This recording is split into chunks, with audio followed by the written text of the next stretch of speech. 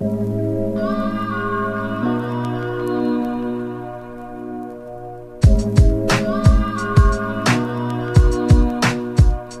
right, man, let's get into it. I wanted to kind of talk to you about the Virginia hip hop scene and kind of the origin of D-Mitch and how you got into producing beats. So over to Okay. you. All right. Yeah. Okay. Well, I can start at the beginning. So I didn't really listen to much, if any, hip hop, and I got into it when I was first introduced to it. I should say I didn't get into it probably until um, college. But I remember in ninth grade, I sat in computer science class. I can remember ninth grade computer sciences.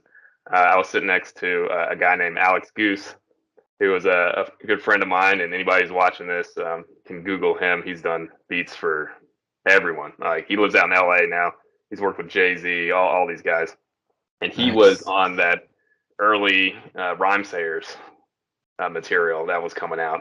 And he kept trying to get me into listening to some of those albums. And I was just listening to like punk rock music at the time. And it's like, oh no, you should listen to some hip hop. And I was like, I don't listen to that stuff. And he's like, no, this is different. You should check this out. And I still never listened to it at the time, but that was kind of the origins, because he was the one who kind of planted the seed. And he was like, no, there's different stuff that's out there, and got me onto, like, at least maybe knowledgeable of the independent or underground scene. And then he started making beats too, when we were in Yeah. high school.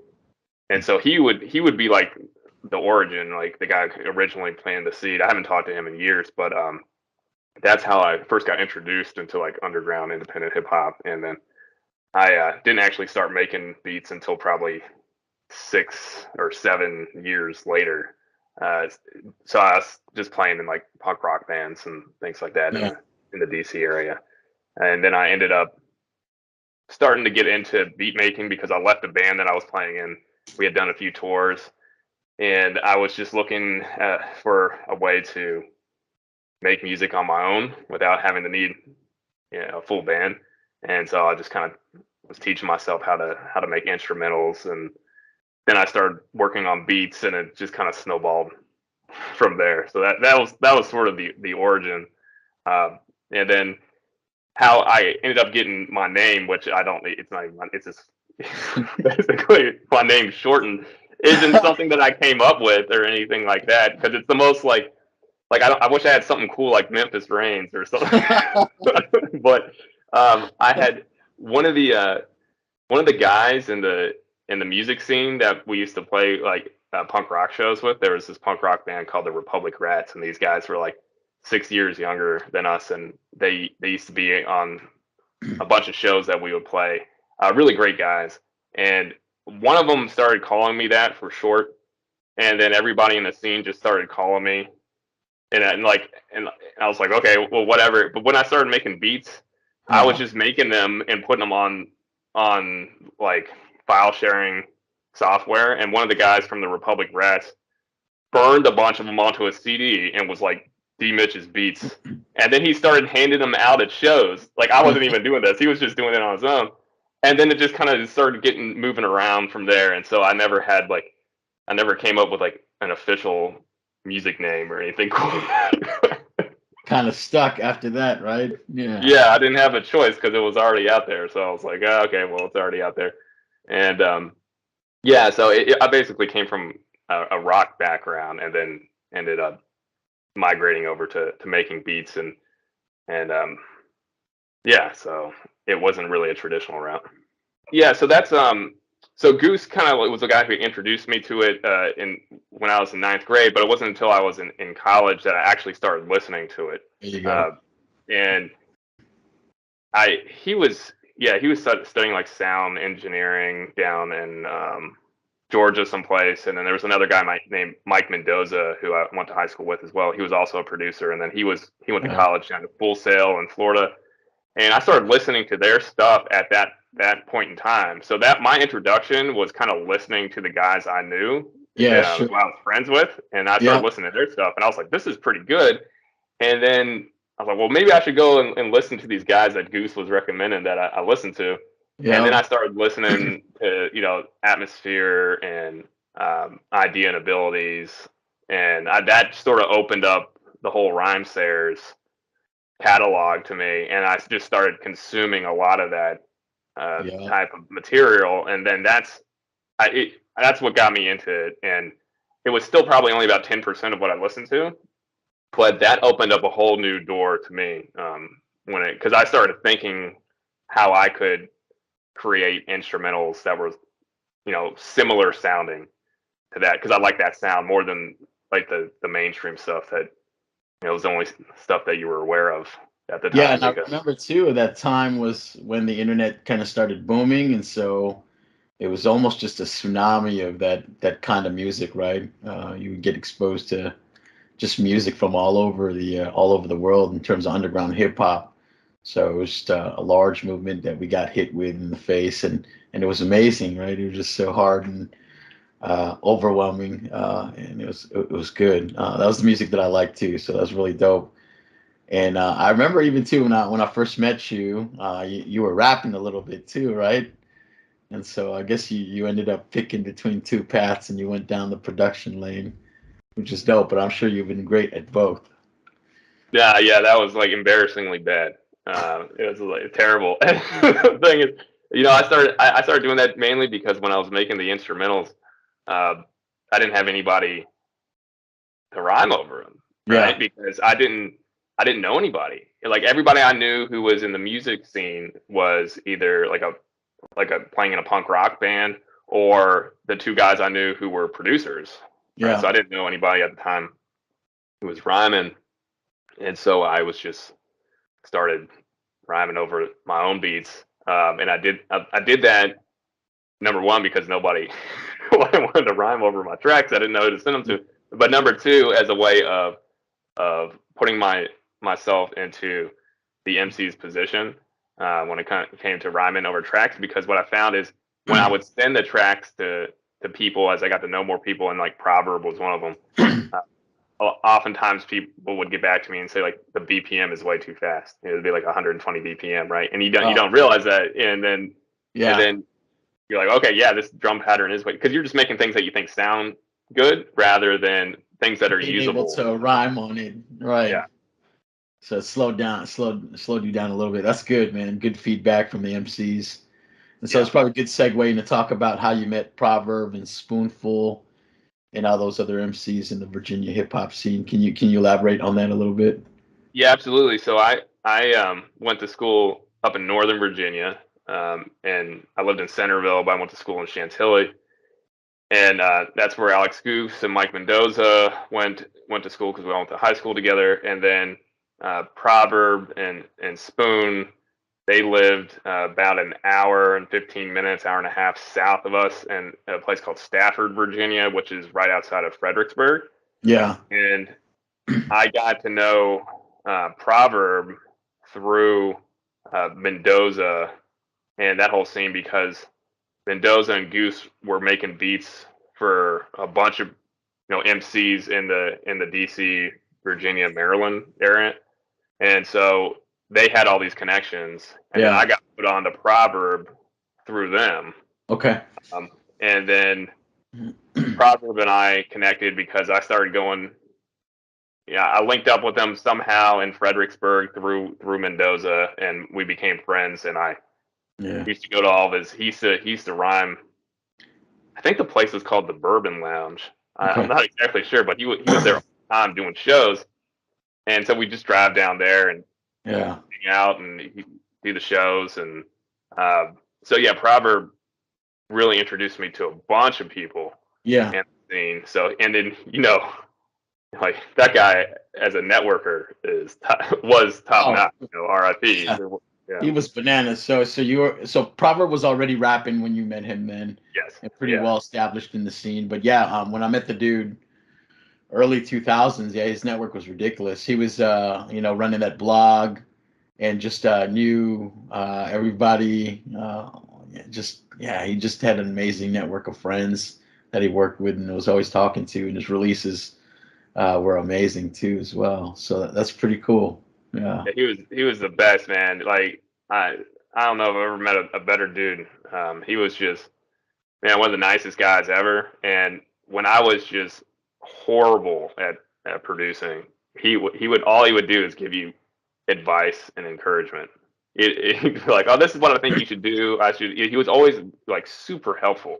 Yeah, yeah, very Yeah, mentoring and just a kind soul, and just enjoyed talking hip hop. I know a couple times when we spoke online, just yeah, like you mentioned, man, friendliest guy, and just we were always talking about what was going on in hip hop, and eventually we'd go on to do some work together, which was really fun. So probably amazing rapper in person in general. Yeah.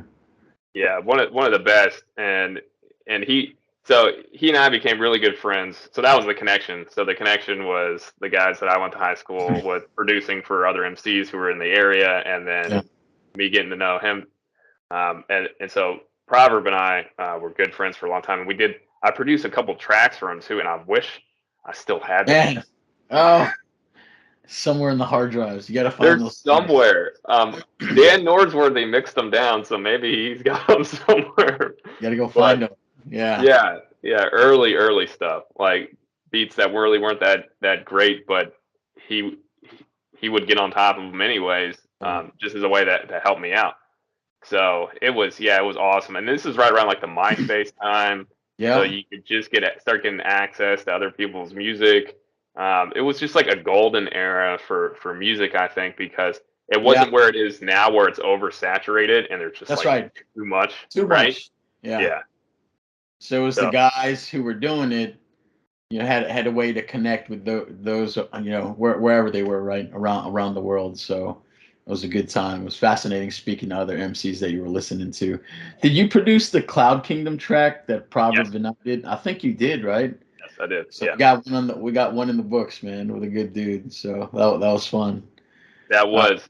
Even though it okay. took him like a year and a half to get his verse down. That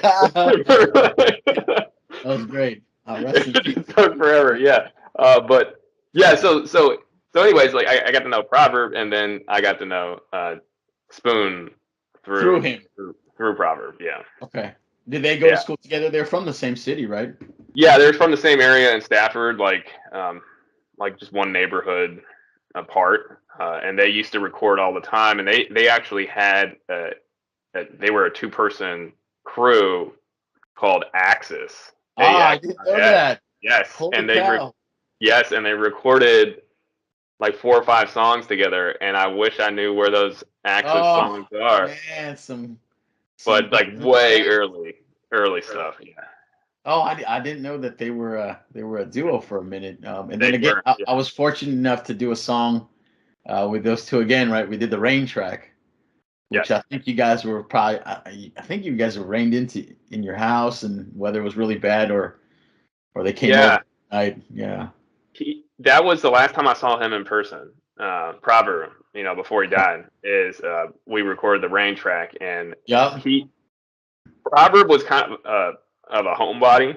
He didn't really Yeah. leave the house that much, and we, we would call him, and he'd always, it was like pulling teeth to get him out of the house. Yeah. And I hit him up, and we're like, okay, we got to get him to come over like in person and record, because like Yeah. when he recorded the verse for Cloud Kingdom, it took him a year and a half Yeah. because he was such a perfectionist, right? So he just That's keep right. rewriting stuff, and like which is a good thing, but you're not going to get him on a track forever, because it's going to take him forever to nail down his verse. And so Spoon and I were like, we got to get him back in the studio in person, because when you get him in the studio in person, he can write something down and record it, and it sounds great. And he doesn't like overthink it. Overthink it. Um, Yeah. and so we came up with a strategy, because we knew that he'd want to spend time on the verse and all this.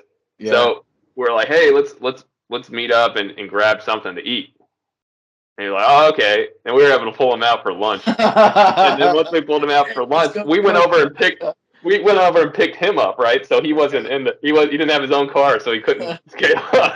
And we were like, Take off on his own will. hey, we're gonna go back to Spoon's place, and we're gonna work on a track. And he was like, okay, that sounds good. Yeah, yeah. You guys did that for the culture, man. So good move.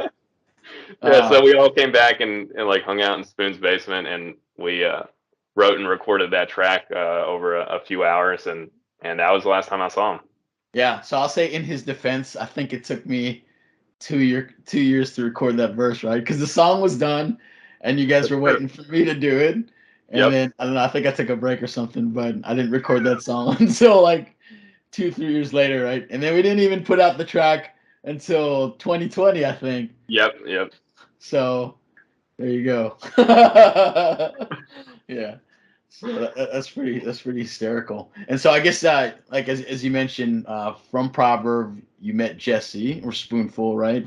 Yep. And then that sparked a little relationship between you guys, where you guys did a bunch of music too, as well, right? But I Yeah. remember Yeah. though, you also had when I first met you in 2008.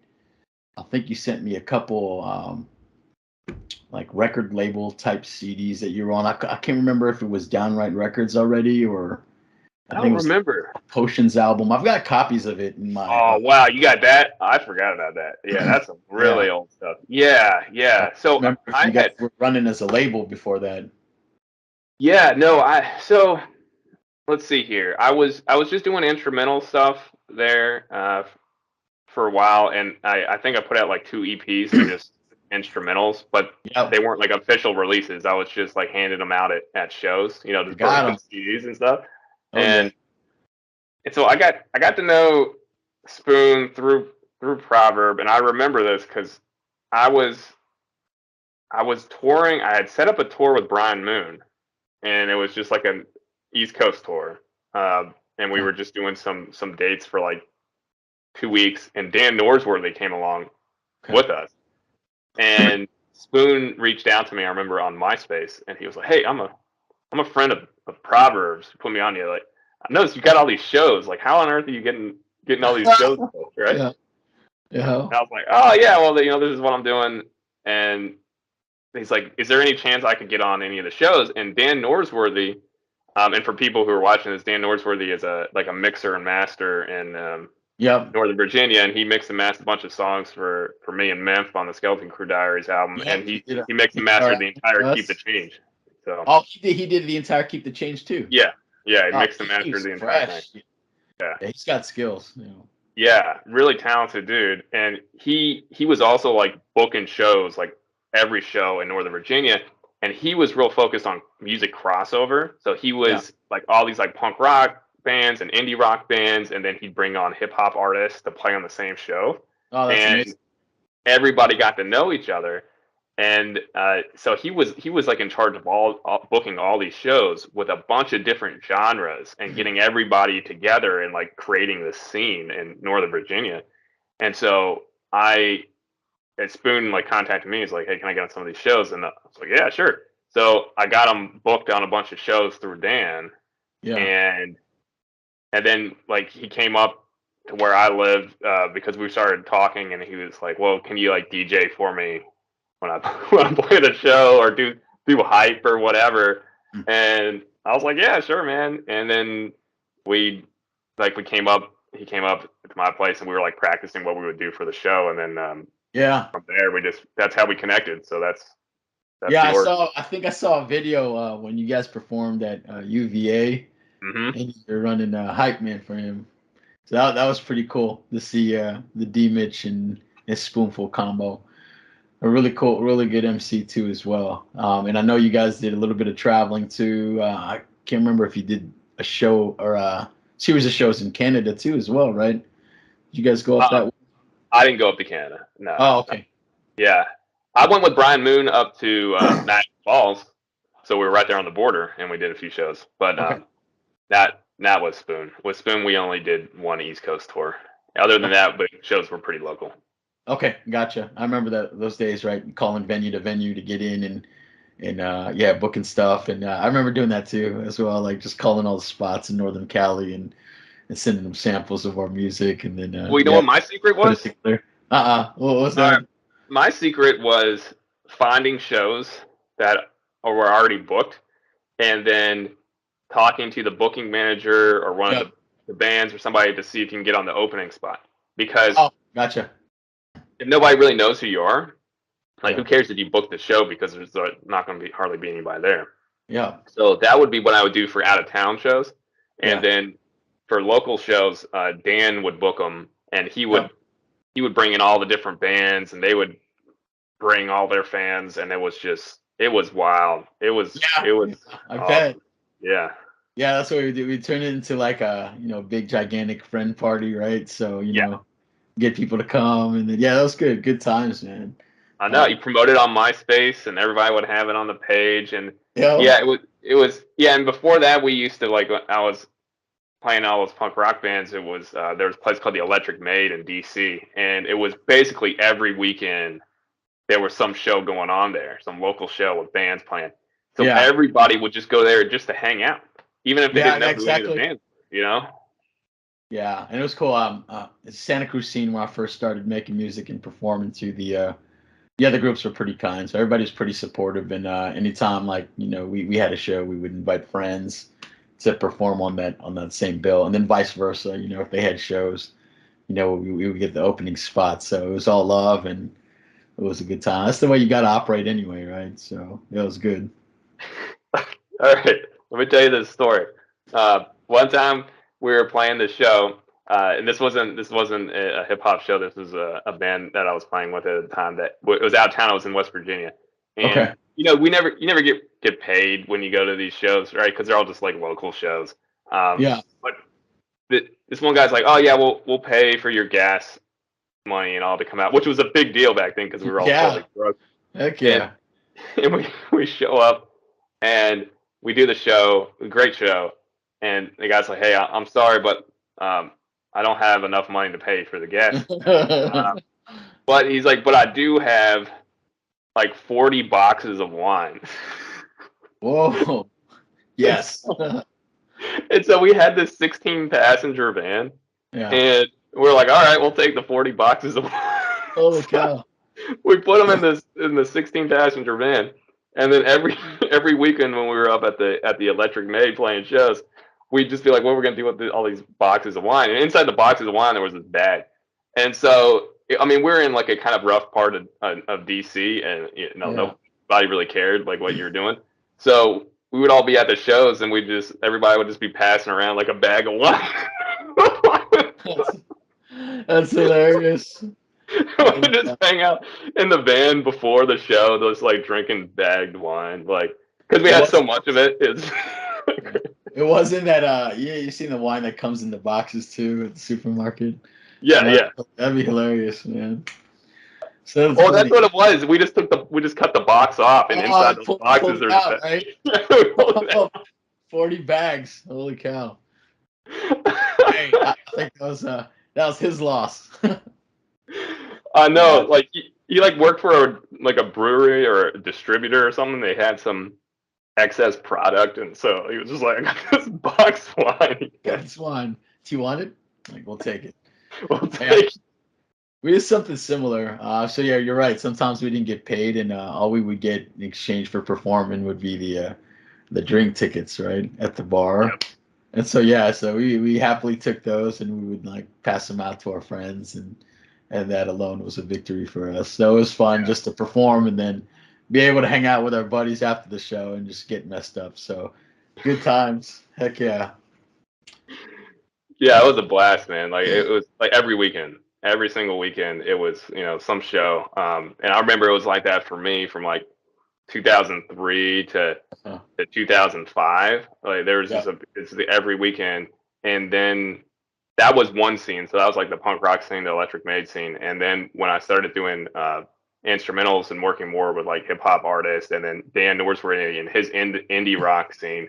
Uh, that was a whole separate scene in a different part of Yeah. Virginia. So then it was those shows every weekend, and so it was like two different scenes and two different periods of my life. But it was almost every weekend was some show that you were going to, and everybody was hanging out, and it was just a blast, man. It's long before cell phones or anything like that, so you just show up, see who's there, and everybody hangs out, and it's just Yeah.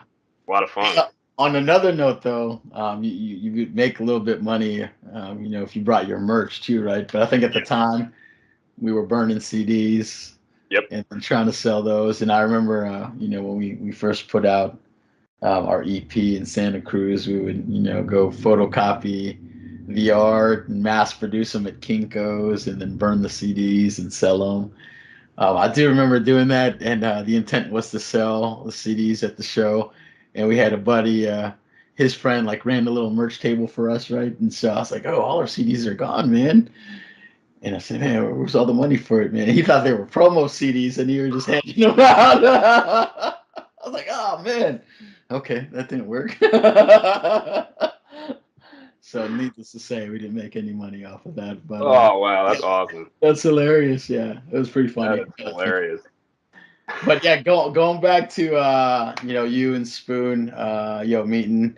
You guys went on to record a CD called "Keep the Change" Yep. in 2009. And I think that was probably your first official album. You guys were probably doing loose tracks when you first met in the early 2000s, but eventually go on to record "Keep the Change." Is that correct? That's correct. Yeah, we first started recording tracks, I think 2006. Okay. Just like one-off tracks, and we just like get together on the weekend and record a song, and then put it on the internet on MySpace or something like that. And so no official releases.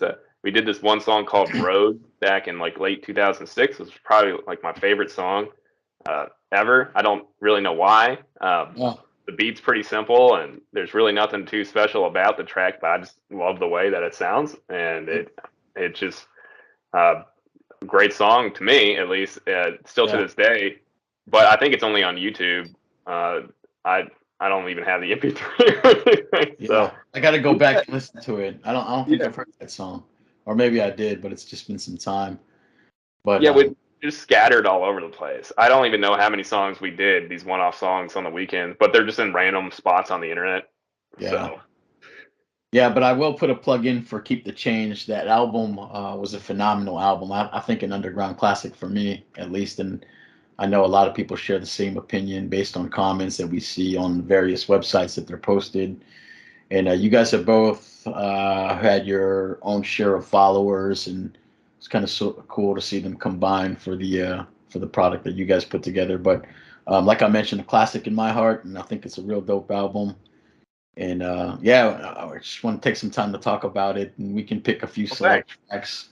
Yeah, thanks, man. No, that sounds great. Yeah, we started working on that. So we had done, we were just one-off tracks, for a couple of years and just throwing them on the internet, and we didn't decide to actually do a full-length project until 2009. So that was the first time that we were like, okay, we're going to actually work on a project, and we started working on it just a couple months after you and I released the Skeleton Crew Diaries in January 2009.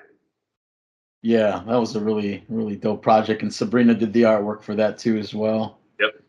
Yep, and you guys did a short release of those CDs too as well, because I have a copy of it, right? Yeah, I got one right here. Yeah, let's see it. Right, still in the. Oh, still in shrink wrap. Holy cow! Still in the shrink wrap. Yeah, I think I only have like 2 of them, and then this one, which I know I sent you recently, was one that we did called "Bad Dreams and Kitchen Supplies," and this one was just a bunch of those one-off tracks. So I don't think it has all of them on here. Yeah, because "Road" isn't on here, but just like some random instrumentals I did, some random one-off tracks that Spoon and I did, and then some tracks that he pulled from some of his EPs and other releases. So it's more of just a like collection of different songs, and we would sell these at shows. And I came across randomly a box of these, and so I have like 30 of them. So if anybody wants one of these, I got a bunch of them. Hit them up, man. Those are awesome pieces to have in the collection. And so so let's get into it. So "Keep the Change" 2009. A couple songs that I picked out from the album for us to talk about. First one is Zipped Up. So you want to talk a little bit about the process in putting that track together? Yeah, absolutely. So all the tracks on this album are sample free. So we didn't use any samples whatsoever. Everything we wrote and recorded ourselves. And this track, I really like this track a lot because of what Dan did to it. So the process for all these songs that we were recording is I would just go down to his place. He had a studio in the basement, and we would write and record tracks. And then if you look at the Xmas overview video on YouTube, and we can get into that later, that pretty much captures how we wrote and recorded every single song. It was just kind of spontaneous. Some weekends we do 2 tracks and they'd sound great. Other times we'd, have 3 weeks of misses and nothing would sound good. But every Sure. weekend we were recording, and it was all original composition, and we did all the drums in Reason, and then we recorded all the guitar parts in Cool Edit Pro. And then after the whole album was done, we took it to Dan Norsworthy's place, and he did the mixing and mastering, but he also did post production. So he would add additional elements to really boost different parts of the track. And on this track, he added xylophone, and then he also had a cello player lay down a cello. So it's not like a synth cello or anything like that. And I Yeah. believe the story behind this is there was a high school student who lived in his neighborhood who would be like at the bus stop with their cello, going to school. And I think he just asked them randomly one day, "Hey, you want to put down some cello on a track?" And they were like, "Yeah, Oh, sure." So they came oh, over to his house and recorded the cello part. And yeah, it's pretty free cool. service.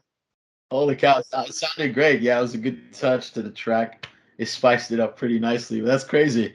It was just a little high school kid that he randomly asked to put to put some chops on it, huh? That was Yeah, crazy. I know it was pretty cool. And so I really like the way he mixed this song. I like the xylophone he added, and then bringing in this random cello player. He wasn't like a pro cello player that you're paying like some session musician or anything like that, but just some local person. It just like everything just kind of came together for this song, and Yeah, came out yeah, great. So the beat like was it was produced way in advance of Spoon writing to it then, or did oh he no have no a no say in how it was put together? yeah so the process was normally like 9 times out of 10. Yeah. There's only 2 tracks where this didn't happen on the album. I would like write the track with like him in the same room. So I'll just come down to his place and I just start messing around the guitar until he said, "Oh, that sounds good. Let's go with that." And then we Yeah. record it. And then when I would record it, then I put drums to it. And while I was doing that, he'd start working on a verse, and then he would Yeah. just write and record it there. So we would do everything at once in the same room. And Super. and then what we did is we finished all the tracks for the album, and then after we did that, we went to Dan's, and by then everything had been recorded, his Okay. vocals, all my guitar parts, and everything. And then Dan would get the cello players, or he plays Some post xylophone, or production. Yeah. Oh, fantastic. Yeah. What a yeah, what an awesome way to do it, man. Yeah, Dan touched it up pretty nicely, man. So well done. yeah, Okay, cool. All right. The next song that I picked out was the track called Spring. Spring's another yeah, one of my favorites on the album. Yeah, what do you got for that track? yeah. So this one I, was written in the spring. So that's Convenient. the the title. Yeah, and then there's another song on the album called Summer, which we wrote in the summertime. Uh, Yeah.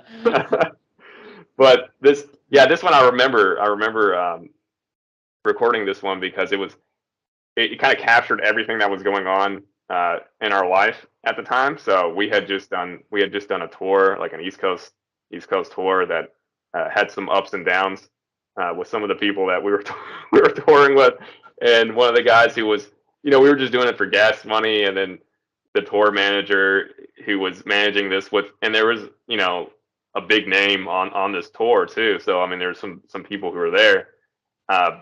He like gave us a card for gas, and then we were in Roanoke, Virginia, and it came up as insufficient funds because there was Oh, nothing on the card. And give you an empty gas card, man. That's dirty. I know, yeah. So it was just like one thing after another, and then we were supposed to do the last show of the tour in New York City, but we didn't even have enough money for gas to get up there because we were dead broke at the time, and the tour manager was like card was maxed out, and so we didn't get to go. And then like a bunch of people had showed up to see Spoon play at the Knitting Factory in New York, and then he wasn't there because we couldn't get up there, and it was just like one thing after another, and there's just like a lot of stuff that was going on at the time, and so this song, like lyrically, it kind of captures everything that was going on. And then he actually wrote it on a piece of printer paper on a Cat Stevens vinyl. because they couldn't find anything to write on, and like that's one of the lyrics from the song. So it's very observational, and so when you listen to it, even now, like I guess it's 14 years later, I can still picture exactly where we were and everything that was going on at the time, because lyrically it brings it all back. So it's I like that song. Yeah, I think it was a great song, man. Yeah, and he tends to do that too, right? Where he'll be writing about a song, and then if he gets writer's block of some sort, he'll talk Yeah, about something that he's looking at, right, randomly. And so I always go back and ask you about that line, like, oh, how did that? I think specifically, right, that yeah, Cat Stevens. Right? And I was like, oh, how did that come about? And yeah, you told me the story about him using that to write on, and so that was quite yeah. hilarious too. Well, here's something else. If you open up the album cover for the Keep the Change, there in the insert, you got your standard stuff like shout outs and what have you that people used to put inside albums. And Yeah. there's an inside joke in there, and it's something at the end. Like, I haven't seen it in forever, and I haven't opened this one because it's still shrink wrap. But it said like Downright Records and Rad, RADD, and nobody really knows what Rad is. But what Rad is that tour that I was telling you about. We were cruising back.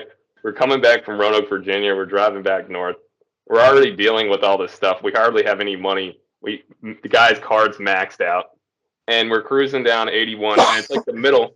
It's like the middle of the night, right? So it's like 2 o'clock in the morning, and there's this car that's just like weaving from one one lane to another, and it almost hits this other car, and then it comes back and almost hits us. And this guy is just like driving like totally trash, and he's Oh, all over the road. And then all of a sudden, this cop come up next to us, and then we flag down the cop, and he slows down, and we're like cruising on the highway, and we're like, "Yo, this guy over here." And then he gives us a thumbs up, and he turns on the light, and he pulls the guy over. And we're like, all right, rappers against drunk drivers. And so that's hilarious. like, this is probably the most un-hip hop thing like you could possibly do. But that guy was gonna kill somebody. So Yeah, good call, but that's hilarious. Holy cow! Now I have to go back into the CD and look at it now. Oh, that's crazy. yeah, so it's that was just like an inside joke, and that came from that same tour that happened in the spring. So all this is coming back to me now. But yeah, it's kind of a funny story. That's great. I've never heard that story. Okay, awesome. Hey, man, we'll move on to the next track that I picked out for us, which was Guilty Pleasure. Also, one of my favorites because you featured two guest MCs. Yeah. This is dope. Is Spoonfull, one female, one male. And then can you talk a little bit about the features that you had on that album? I was Yeah, really so impressed with those guys. Yeah. So the girl is Aria Silenced, and Spoon knew her somehow, and so he ended up pulling her into the track. I never communicated with her. I didn't know her on a personal level or anything, but he knew her somehow through music and wanted to bring her on the song, and so that's how she got on that track. Which I believe this is the only song with any guest spots. That's right. Yeah, and so that's how she ended up on the track. And I have no idea if she's still rhyming or anything like that. I was just about to ask you that. She was really dope, man. I'm really a fan of female MCs, and yeah, she murdered the track. She's dope. Yeah, I think she was the one. I think she was the one singing on the hook in the background too. Oh, So nice. I'm not sure. But I do think that she was both singing on the hook and rhyming. So yeah, that came out pretty well. It's kind of a funny song lyrically, but Yeah, and then the other was Point Game, who was a friend of ours. that's and right. he was a friend of Spoon's and Proverbs, because Spoon actually lived in South Carolina before we moved to Virginia, and Point Game used to live down in Rock Hill, South Carolina, I believe. And so they knew each other, and he and Proverb were really close. If you listen to the Hypocrisy album by Point Game, he gives Proverb a shout out a few times in that album too. So dope, fun track, man. yeah, it was a good one, and man, he was one of the most talented MCs like ever. So anybody wants to check out his stuff. He unfortunately passed like 10 years ago, but Oh wow, man, he was good. So that he put out an album called Hip Hop Cursey, that's and it. I don't know where you can find the MP3s, but I do know my brother uploaded it to YouTube a few years ago, so you can stream it on YouTube. But it's really good. Cool, man. And then we'll move on to the final track that I handpicked, which was Crosshairs. That is my hands down favorite track on the album. Super dope. I mean, the album does get a lot of play from me every year, but this song is on my playlist all the time, and I bump this song quite frequently. Any special notes about this track? No, not too much. You know, I remember writing it. I remember writing it in Spoon's basement, like we were doing with the other tracks. And So yeah, I really liked this one lyrically too. I think yeah, he did a really solid job. yeah, that's what hit with me the most, right? Yeah. Yeah, absolutely. And then my cousin was the one who was singing on the hook. So she was a part of the track. And then this was the other song, because there's two songs with cello. This song had cello in it, and I believe it was the same. From the same high school kid. I think it was the same high school kid. Dude, that kid probably has no idea that he or she featured on a hip hop classic. That's wild. I know, and I have no idea who they are either. So I really wish I put it down. Yeah, I was there for a lot of the post production, but a lot of it Dan would just work on, and then because I was in grad school at the time, and Yeah, so I was just working nights, and then during the day I was like super busy. And yeah, I remember Spoon was staying over at Dan's place like for like 3 days at a time, just like crashing over at his place, and they were just yeah. working on the post production process for a long period of time. So they could probably speak to it better than I could because they were way more hands on in the post production. For me, it was more like, okay, I got all the songs. Here's all the individual files, and then I got to get back to work. And then I would step in every few weeks and listen to stuff and be there while they were recording some additional elements. But for the most part, they handled that on their end. So Okay. Yeah, it was a really super cool track. So I think, yeah, I think like you said, man, just the combination of your of what you did production wise too as well. I mean, made the beat. I mean, a lot. And then as you mentioned, like lyrically, it was just phenomenal. I mean, he's on top of his game lyrically, but this one just really hit. So yeah, really cool, man. And overall, amazing album, man. I'm a big fan, as well as so many other people. Yeah. well, thanks, man. I really appreciate that. And I got a shout out to some random kid who I don't remember his name, but right after this album came out, he sent me an email and was like, "Hey, I play guitar. Can you send me the guitar tabs for the track?" And I was like, "Okay."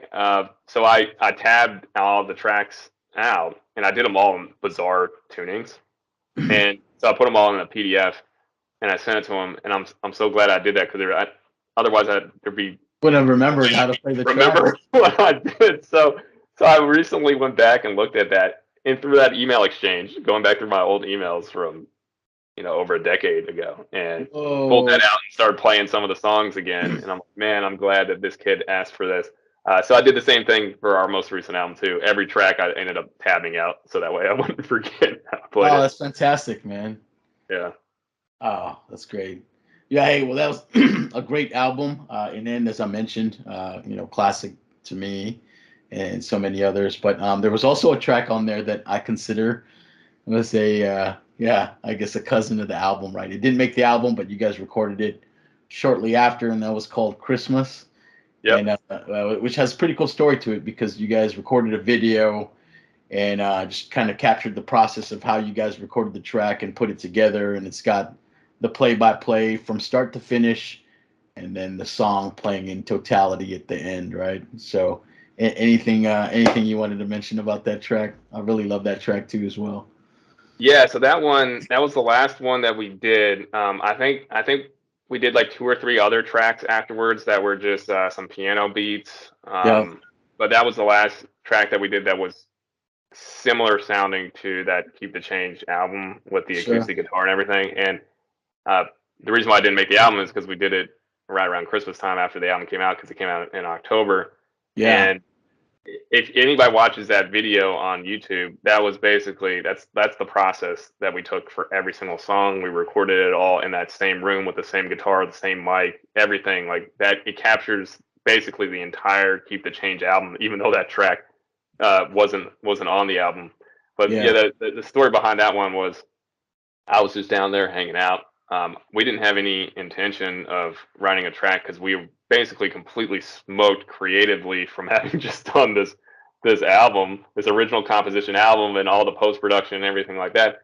So we were just kind of taking a break from music and didn't have any intention of writing any songs. And I was just hanging out for the weekend down in Stafford at his place, and we ended up getting hit with like a Yep. blizzard and That's got right. snowed in. And his girlfriend at the time, he had just given her for Christmas a brand new camera, and so she was like trying out the camera, and I think they had just gotten it like the day before, so it was just this perfect storm, figuratively and literally, Yeah.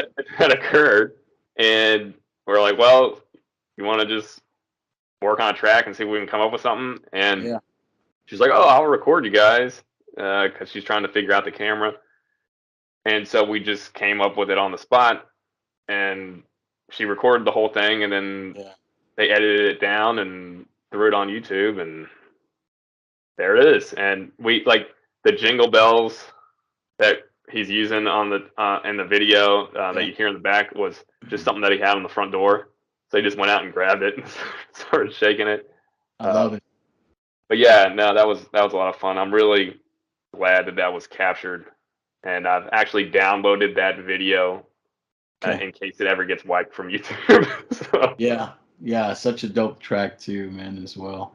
And it's fitting since it captured the same vibe of all the tracks on the Keep the Change album, super sick yeah, album.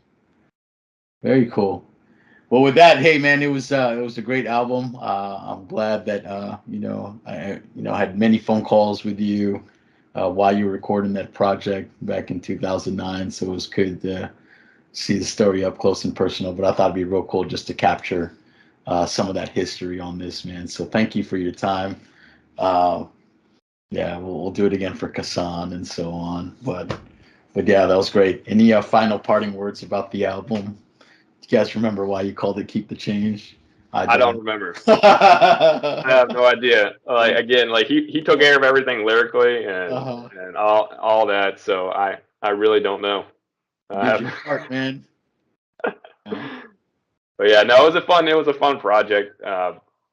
Yeah, and one of the reasons why I took almost a 10-year hiatus because it just took so much out of me Yeah. recording that album that I was just kind of done uh, with writing and recording music for a while. So, but we can get into that when we talk about Yeah, it was a very our process. deliberate process, and a lot of mind power put to that album, and yeah, phenomenal album. So again, if you guys get a chance to check it out, D-Mitch, Spoonfull, Keep the Change, released in 2009. You can find it all over the net. Amazing reviews across the board. Highly recommended. So hey, thanks, brother. I appreciate you taking time to talk to me about it. Absolutely, thanks, man.